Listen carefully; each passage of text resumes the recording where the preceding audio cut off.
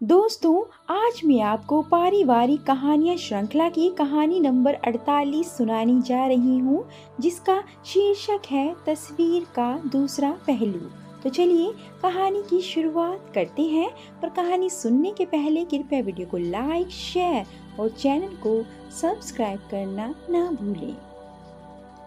5वें फ्लोर पर रहने वाली शर्मिला आंटी की बहू मानसी ने बाथरूम में शावर से लटक कर आत्महत्या कर ली थी। हमारी बिल्डिंग में हर तरफ मानो कोहराम मच गया था। ढेर सारे लोग, पुलिस, प्रेस, हर किसी के पास दूसरों को सुनाने के लिए अपनी एक ओरिजिनल कहानी, अपना अपना अनुभव। फिर कुछ देर के बाद पहले उसकी बॉडी पोस्टमार्टम के लिए एम्बुलेंस से गई और फिर पुलिस शर्मिला आंटी, उनके पति जुगल अंकल और मानसी के पति शुभम को हथकड़ी पहनाकर खुली जीप से ली गई। इसके बाद जब सब लोग आत्महत्या के कारण की खोज में लगे तो सबसे बड़ा वीआईपी उनके घर का नौकर यादव बन गया था, जिसको बिल्डिंग के हर घर की औरतें कुछ खिला पिलाकर अंदर की बात निकालने की कोशिश कर रही थी। वह भी आंखों को फैला फैला कर बता रहा था कि शर्मिला आंटी मानसी भाभी को कितना डांटा करती थी और यहाँ तक कि बात बात पर हाथ भी उठा देना मामूली बात हो गई थी। साल भर की शादी हो जाने के बावजूद मानसी भाभी को आज तक मायके तक नहीं जाने दिया गया था और छोटी छोटी गलती पर 2-2 दिन तक उनको भूखे रहने की सज़ा सुनाई जाती थी। हम औरतें आंखों को फैला फैला कर आश्चर्य कर रही थी कि एक ही बिल्डिंग में रहने के बावजूद इतना कुछ हो रहा था और हमें कुछ पता ही नहीं चला। मगर ये तो हमें पता था कि शर्मिला आंटी थोड़े कड़े स्वभाव की अनुशासन प्रिय महिला हैं, पर फिर भी हमारे लिए तो उनका स्वभाव बहुत अच्छा था। हमेशा समय पर साथ देने वाली औरत लगती थी वह हमें।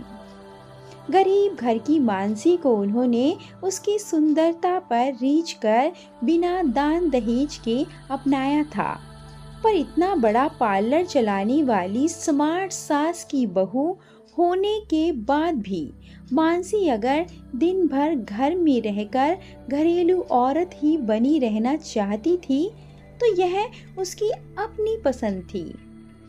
यादव की बातों पर पूरा विश्वास तो नहीं हो पा रहा था कि अगर बहू के नाम पर शर्मिला आंटी को नौकरानी ही चाहिए थी तो फिर उस नौकरानी के लिए एक 24 घंटे के नौकर यादव की क्या जरूरत थी भला।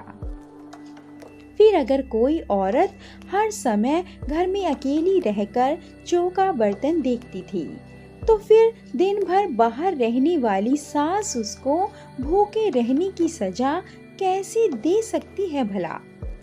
मगर कोई तो बात रही ही होगी। मानसी की वह बॉडी अभी हमारे सामने ही ले जाई गई थी। उसकी शादी को पूरा 1 साल बीतने को आया था, पर मानसी को कभी हमने घर से अकेली बाहर निकलते तक नहीं देखा था। कौन जाने इनके घर के अंदर की असलियत क्या थी। और फिर यादव झूठ क्यों बोलेगा भला। फिर जो कुछ भी हो, ऐसी सुंदर नाजुक सी बहू को अपनी जान ले लेने तक मजबूर कर देने से बड़ा पाप दूसरा तो हो ही नहीं सकता।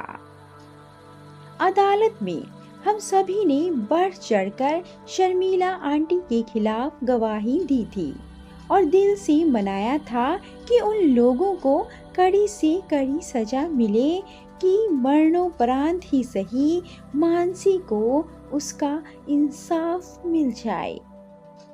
अनिल जी, जुगल अंकल के भाई ने आकर उनके फ्लैट का सामान खाली किया था और जल्दी ही औने पौने दामों में वो फ्लैट बेच भी दिया गया था। फिर कुछ दिनों के बाद उड़ती उड़ती खबर आई थी कि काफ़ी दिनों के बाद जब वो लोग जेल से बाहर आए थे तो फिर ये शहर ही उन्होंने छोड़ दिया और नागपुर शिफ्ट हो गए। फिर उनसे हमारी मुलाकात कभी नहीं हुई और वक्त की धूल पड़ते पड़ते उस घटना की यादें भी धूमिल हो गईं।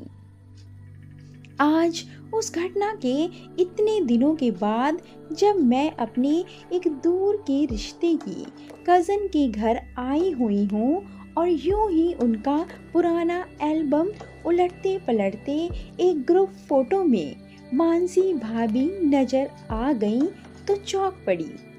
पूछने पर मेरी कज़न ने बताया, अरे ये तो मेरी कॉलेज फ्रेंड मानसी है भाभी, आपके ही शहर में तो इसकी शादी हुई थी। आपने जरूर इसके बारे में कुछ सुना होगा। बाथरूम में लटक कर सुसाइड कर लिया था इसने। ये लोग तो हमारी अपनी बिल्डिंग में ही थे दीदी। मेरी तो उस समय शादी भी नहीं हुई थी। मैंने कहा तो वो बोली, हमें लगता था कि इसके साथ कभी भी कुछ भी हो सकता है। कभी कभी कुछ गलतियां ऐसी होती हैं कि वो अपनी कीमत लेकर ही रहती हैं। वहाँ के एक नामी गुंडे के साथ ये एक बार भाग गई थी ये, और फिर 3-4 दिन में ही पता नहीं क्या हुआ कि वापस भी आ गई थी। मेरी कजन ने आगे कहा, फिर तो इसके मम्मी पापा ने चुपचाप इसको दूसरे शहर में ले जाकर बहुत जल्दी में इसकी शादी वादी निपटाई, क्योंकि उन्होंने बिना किसी को पता चले मानसी को बिल्कुल गायब ही कर दिया था।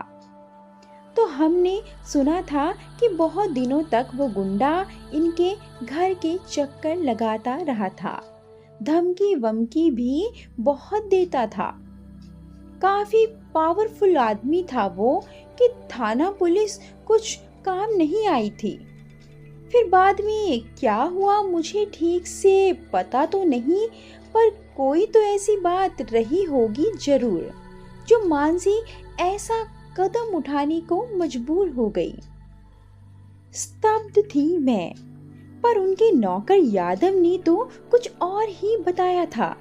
मैंने दबी जुबान में कहा तो वो बोली, अच्छा, पर किसी की कही सुनी पर क्या भरोसा करना। हो सकता है नौकर ने वही सुनाया हो जो लोग सुनना चाहते हैं, या उन लोगों से उसकी अपनी कोई दुश्मनी नाराजगी भी तो हो सकती है। हे भगवान, शर्मिला आंटी से इतने अच्छे संबंध होने के बावजूद ये क्या किया हमने कि बिना कुछ जाने समझे अदालत में पूरे विश्वास के साथ गवाही भी दे आए। पता नहीं हमारी इस नासमझी से उन लोगों की परेशानी कितनी बढ़ गई होगी। ये सब सुनकर और समझकर मेरी आंखों से आंसू छलकने लगे थे। क्यों नहीं सोचा कि तस्वीर का कोई दूसरा पहलू भी हो सकता है। निर्णय लेने में इतनी जल्दबाजी क्यों कर देते हैं हम लोग। दोस्तों, कहानी आपको कैसी लगी और कहानी पर आपके क्या विचार हैं, कमेंट करके ज़रूर बताएं। और ऐसी अधिक कहानियों के लिए कृपया वीडियो को लाइक, शेयर और चैनल को सब्सक्राइब करना ना भूलें। धन्यवाद।